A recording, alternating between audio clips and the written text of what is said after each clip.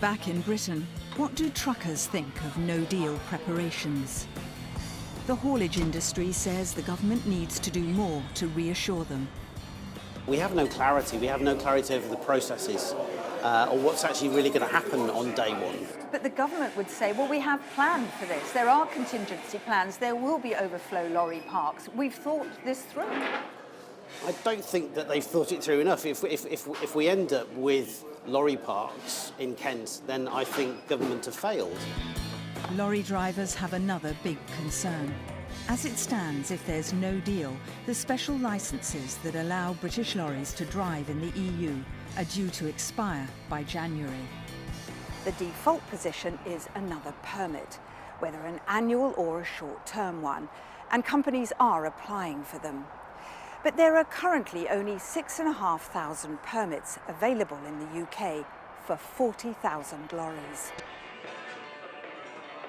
Almost like a lottery system. That's the sense from the industry. It's like a lottery in terms of how those permits are allocated. There are nowhere near enough permits for the number of trucks that go to Europe. So what will happen to British operators that can't get those permits?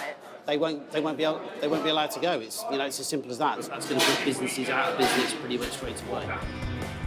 The government told us it doesn't expect to rely solely on these permits and is taking responsible steps to plan for all scenarios.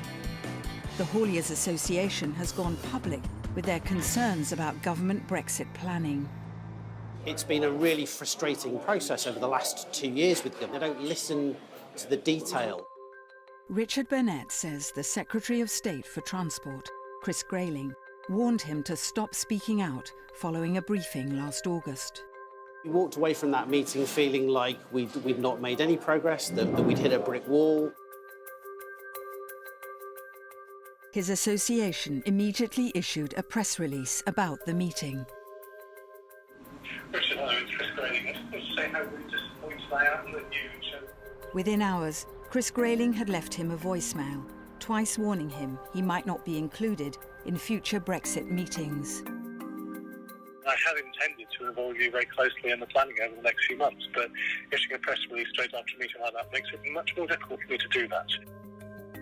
My sense of that message was, either shut up or you don't engage. You either play ball with us or you won't be a part of, the support and the negotiations on behalf of the industry. We've got a government that's trying to silence an industry that's trying to help government guide them. Despite the telling off, discussions didn't stop. The Department for Transport said they've continued to involve the Haulage Association at every stage. And it's extremely unfortunate when details of a conversation held in confidence are made public in a press release.